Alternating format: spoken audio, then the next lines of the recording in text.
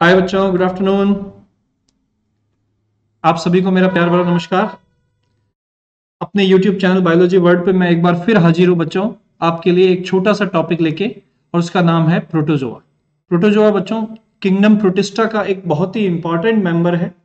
वैसे तो प्रोटोजोआ आजकल एक बहुत बड़े ग्रुप की तरह ट्रीट किया जाता है, पर 12th क्लास के लेवल पे जो भी डिस्क्रिप्शन, जो भी वर्णन इसका दिया गया है, उसमें ये केवल प्रोटोजोआ के एक उप समूह के रूप में, सॉरी, किंगडम प्रोटिस्टा के एक उप समूह के रूप में पढ़ा जाता है। ठीक है, तो आज अपन उस प्रोटोजोआ की बात करने जा रहे हैं। तो बच्चों, प्रोटोजोआ जो हैं, अगर हम बात करें पूरे प्रोटिस्टा में, ये अकेले ऐसे प्रोटिस्ट हैं, पूरे प्रोटिस्टा ग्रुप में अकेले ऐसे सदस्य हैं जो विषम पोषी तो होते हैं, पर विषम पोषी के साथ साथ एक बात और ध्यान रखनी है, इनका जो पोषण होता है वो कैसा होता है? ये जंतु संपोषण होता है।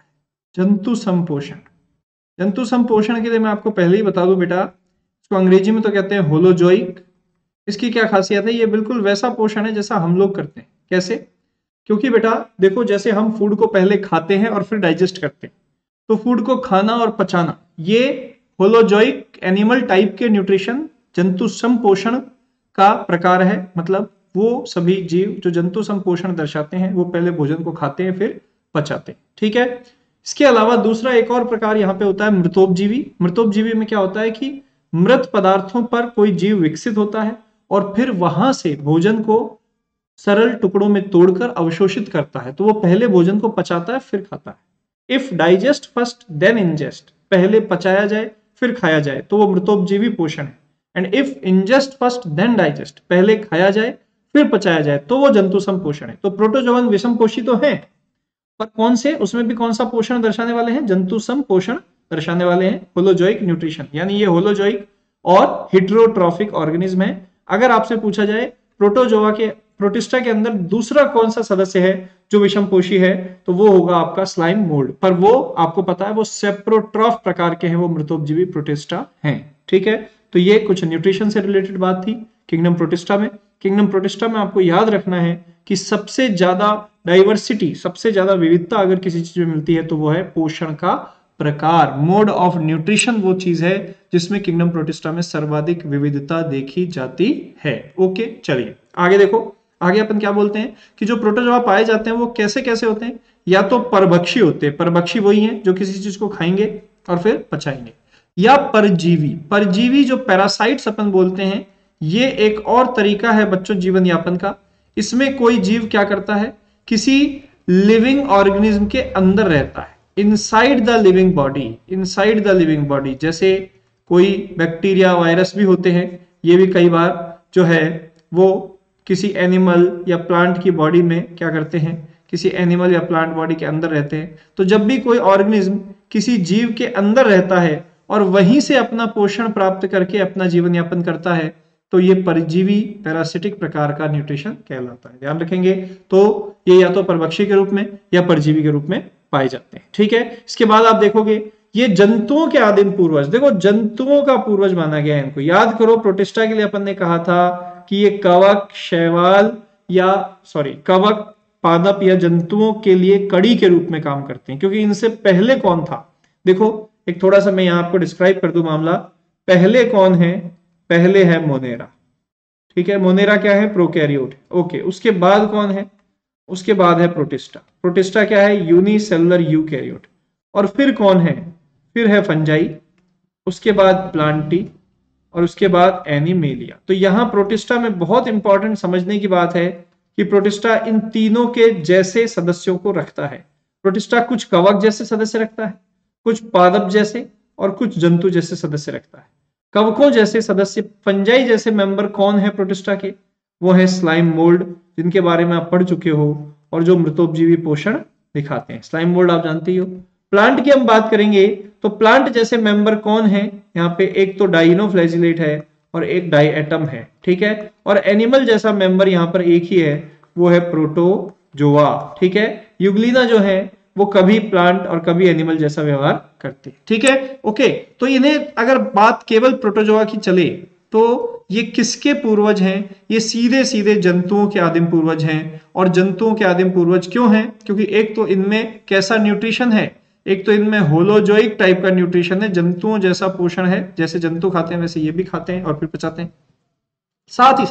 साथ ही साथ इनके अंदर प्लांट का एक और कैरेक्टर बिल्कुल नहीं मिलता, वो है कोशिका भित्ति। कोशिका भित्ति का इनमें पूर्ण अभाव होता है। तो जगत प्रोटोजोआ या आप कहो जगत प्रोटिस्टा के सदस्य प्रोटोजोआ में कोशिका भित्ति का अभाव है, इसलिए ये जंतुओं के सीधे एंसेस्टर माने जाते हैं, डायरेक्ट एंसेस्टर माने जाते हैं। ओके, चलो इसके बाद क्या बोला जाता है? सबसे बाहरी आवरण फिर क्या होगा? अगर कोशिका भित्ति नहीं है तो फिर बाहरी आवरण क्या होगा बेटा?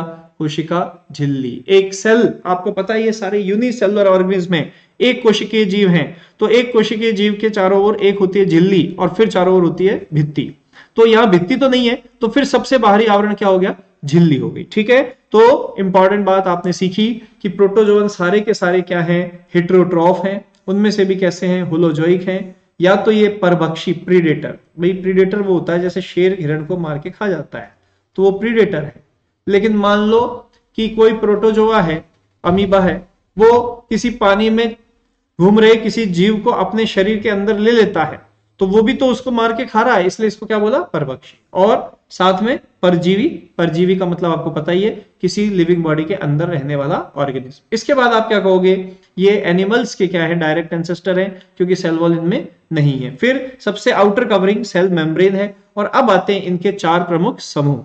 वर्बली मैं आपको उनके नाम बता दूं। सबसे पहला, अमीबा जैसे जंतुओं को रखने वाले प्रोटोजोन्स होते हैं, उनको राइजोपोडा भी कहा जाता है या अमीबॉइड प्रोटोजोन कहा जाता है। दूसरे नंबर पे यहाँ एक समूह आता है फ्लैजिलेटा, जो फ्लैजिला रखते हैं। तीसरे नंबर पर एक समूह आता है सीलिएटा, जो सीलिया रखते हैं। और चौथे नंबर पे आता है स्पोरोजोआ, जो ज्यादातर पैरासाइट्स होते हैं। तो ये जो चार समूह है बेटा, ये चार समूह, इनमें प्रोटोजोआ को बांटा गया। और मेनली अगर आप देखो तो ये जो डिस्क्रिप्शन है प्रोटोजोआ का, वो इनके लोकोमोटरी ऑर्गन्स यानी गमन के अंगों के आधार पर है। देखो, सबसे पहले आप बात करते हो अमीबे प्रोटोजोआ।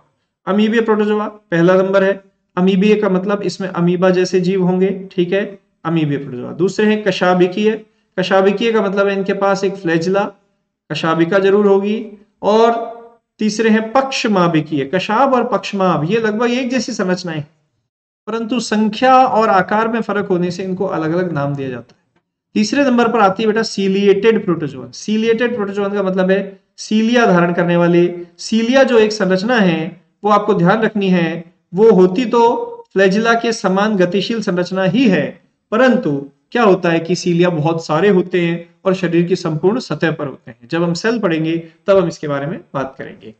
चौथे नंबर पर आता है स्पोरोजोआ। स्पोरोजोआ वो ऑर्गेनिज्म है बेटा जो किसी न किसी ऑर्गेनिज्म के अंदर पैरासाइट के फॉर्म में रहते हैं और इनमें एक स्पोर जैसी इन्फेक्टिव स्टेट होती है। स्पोर जैसी, स्पोर लाइक इन्फेक्टिव स्टेट, यानी संक्रामक प्रावस्था धारण करते हैं ये एक स्पोर लाइक, इसलिए इन्हें कह दिया जाता है स्पोरोजोअन्स। तो चलो इनके बारे में बात करते हैं। सबसे पहला नंबर आता है अमीबिया प्रोटोजोआ का। तो सबसे इंपॉर्टेंट बात तो होगी इनके गमन अंगों की कि ये चलते किससे। पर इससे पहले एक चीज और कि ये कहाँ रहते हैं? ये फ्रेश वाटर में रहते हैं, या कभी कभी ये मैराइन वाटर में भी रह सकते हैं, या ज्यादा से ज्यादा ये नम भूमि पर भी आ सकते हैं। तो मोस्टली अमीबिया प्रोटोजोआ साफ पानी में रहना पसंद करते हैं, कभी कभी समुद्र में और कभी कभी नम जमीन पर भी रहते हैं। और इनके अंदर बात चल रही थी गमन के अंगों की। लोकोमोशन का अंग जो इनके अंदर है बेटा, वो है स्यूडोपोडिया, जिसको कूटपाद भी बोलते हैं, यानी पैरों जैसा, एक तरह से पैरों जैसा आभास देता है ये, इसलिए इसको आभासी पाद या कूटपाद भी बोलते हैं, स्यूडोपोडिया। तो बेटा इनमें भोजन को ग्रहण करने के लिए कूटपादों का प्रयोग होता है। अगर हम बात करें इनकी सेल की, तो मान लो कोई भी एक अनियमित आकृति की कोशिका आप बना सकते हो, जिसमें ये क्या करते हैं, जिसमें इस तरीके से इनकी झिल्ली ऐसे व्यवस्थित होकर यहाँ कूटपाद का निर्माण करती है। ठीक है, ऐसे ये मेम्ब्रेन ही यहाँ पे एक फुट लाइक स्ट्रक्चर डेवलप कर लेती है। ठीक है, तो ये अमीबा जो है उनके अंदर स्यूडोपोडिया नाम का क्या होगा? एक गमन का अंग होगा, और इसी की मदद से ये भोजन भी ग्रहण करेंगे। क्या होगा कि ये फूड जब आएगा उस फूड को ये कैप्चर कर लेंगे और अपने अंदर एनगल्फ कर लेंगे। इस तरीके से ये स्यूडोपोडिया फूड को लेने में भी मददगार उनके लिए होते हैं। ठीक है, तो ये आपके अमीबे प्रोटोजोआ हो गए, और सबसे महत्वपूर्ण उदाहरण इसमें अमीबा हो गया। एग्जाम्पल बहुत सारे और भी है बेटा इसमें, लेकिन आपको मेन एग्जाम्पल याद रखने हैं। तो अमीबा जो है इसका ये तो एक फ्री लिविंग ऑर्गेनिज्म है। एक और इसमें एग्जांपल आता है एंट अमीबा, जो यहाँ पे एक पैरासाइट है। ठीक है, इस समूह के कुछ जीव परजीवी होते हैं जैसा हम देख रहे हैं, और ये परजीवी जीवों में एक फेमस परजीवी है जो एंट अमीबा है, और ये एंट अमीबा ह्यूमन में कोलन का परजीवी है। मनुष्य में जो आंत्र होती है, जो आंत्र रीजन है, वो उसका ये पैरासाइट है। ह्यूमन में कोलन का पैरासाइट है एंट अमीबा। ठीक है, चलिए इसके बाद देखिए आप यहाँ पर नेक्स्ट ग्रुप आता है आपके सामने, कशाभिकीय प्रोटोजोवन, फ्लैजिलेटेड प्रोटोजोवन। नाम से पता चलता है कि इस समूह के सदस्य कहाँ रहेंगे, पानी में तो रहेंगे, लेकिन क्या रखेंगे, एक फ्लैजिला रखते हैं। ठीक है, तो ये या तो होते हैं फ्री लिविंग अगर पानी में रहते हैं तो, या कभी कभी किसी लिविंग बॉडी के अंदर भी चले जाते हैं और वह रोग फैलाते हैं। ठीक है, तो इसके अंदर एक लंबा फ्लैजिला जरूर पाया जाएगा, और जो भी इसके परजीवी स्वरूप है, जो भी जीवों के अंदर रहना पसंद करते हैं, वो हमेशा रोगकारी होते हैं। ट्रिपैनोसोमा इसमें बहुत फेमस है। ट्रिपैनोसोमा, यहाँ पर ट्रिपैनोसोमा की अलग अलग स्पीशीज होती है बेटा। ट्रिपैनोसोमा की गैम्बियंस स्पीशीज जो है वो अफ्रीका में मिलती है, और वहां पर एक बीमारी कॉज करती है, स्लीपिंग सिकनेस। क्या है ये स्लीपिंग सिकनेस? क्या होता है कि ट्रिपैनोसोमा को लेकर एक वहां पे फ्लाई मिलती है, वो फ्लाई घूमती है। ठीक है, उसका नाम है सेटसे फ्लाई। ठीक है, सीसी मक्खी भी बोल देते हैं उसे कॉमन लैंग्वेज में। सेटसे फ्लाई जो है, ये सेटसे फ्लाई क्या करती है, ये जब किसी मनुष्य को काट लेती है तो उसके शरीर के अंदर चला जाता है एक प्रोटोजोवन जिसका नाम है ट्रिपैनोसोमा, और इस ट्रिपैनोसोमा की वजह से उसका नर्वस सिस्टम जो है वो इफेक्टिव हो जाता है, वो अफेक्टेड हो जाता है, नर्वस सिस्टम प्रभावित होता है, जिससे उसके अंदर शिथिलता आ जाती है, उसको नींद आने लग जाती है। इसीलिए इसको स्लीपिंग सिकनेस या अफ्रीकान स्लीपिंग सिकनेस कहा जाता है। तो ट्रिपैनोसोमा इज वेरी इंपॉर्टेंट। ठीक है, इसी समूह में एक और महत्वपूर्ण प्रोटोजोवन है जो आप हेल्थ एंड डिजीज वाले चैप्टर में पढ़ेंगे, उसका नाम है लीशमानिया। लीशमानिया, काला आजार नाम का रोग होता है इससे। इसी प्रकार इससे डमडम फीवर होता है। ये सारी बातें आप हेल्थ एंड डिजीज में डिस्कस करेंगे। ठीक है, तो ट्रिपैनोसोमा, लीशमानिया, ये दोनों एग्जांपल हो गए किसके, फ्लैजिलेटेड प्रोटोजोवन के। ठीक है, ध्यान रखोगे सबके पास क्या होता है, सबके पास एक लॉन्ग फ्लैजिला होता है। ओके, नेक्स्ट आते हैं आपके सीलिएटेड प्रोटोजोआ। ऐसे प्रोटोजोआ जिनके पास गति के अंग के तौर पर क्या पाया जा रहा है, सीलिया पाया जा रहा है। सीलिया की क्या खासियत होती है बेटा? सीलिया की जो खासियत है वो बिल्कुल होने को फ्लैजिला के समान है, परंतु स्पेशलिटी ये होती है कि ये बॉडी की सब कंप्लीट सरफेस पे मिलता है। जैसे इसमें एक एग्जांपल आता है बच्चों, नाम आप सबने सुना होगा, पैरामीशियम। पैरामीशियम इस तरीके से एक स्ट्रक्चर रखता है और इसकी पूरी बॉडी पे इस तरीके से फ्लैजिला डिस्ट्रीब्यूटेड रहते हैं। तो ये जो फ्लैजिला है इनकी वजह, सॉरी फ्लैजिला नहीं बोलूंगा, सीलिया बोलूंगा, सीलिया डिस्ट्रीब्यूटेड रहते हैं। तो ये एक सीलिएटेड प्रोटोजोवन है। तो सीलिया अपनी गति करते हैं अपने आप को इस तरीके से, जैसे नाव में चप्पू होता है ना, बहुत सारे नाव चप्पू से चलती हैं, तो बहुत सारे चप्पू मिलकर एक नाव को चलाते हैं। तो ऐसे यहाँ पे जो सीलिया है वो कोऑर्डिनेटेड फैशन में समन्वित गति करके प्रोटोजोआ को गतिशील रखते हैं। तो चूंकि ये गति कहां हो सकती, केवल जल में हो सकती, इसलिए सारे जीव क्या हैं, जलीय जीव। पक्षमाभिकीय प्रोटोजोवन, सीलिएटेड प्रोटोजोवन जलीय जीव हैं।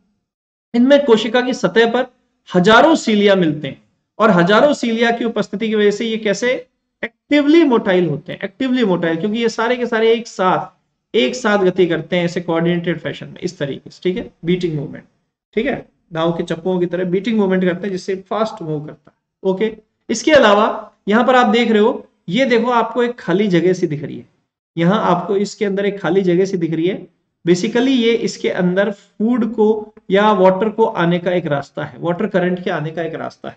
इसी रास्ते को कहा जाता है गलेट। ठीक है, तो सीलिएटेड प्रोटोजोवन में एक गलेट पाई जाती है, और ये कोशिका की सतह के बाहर खुलती है। देख रहे हो आप, सतह के बाहर खुल रही है ये गलेट।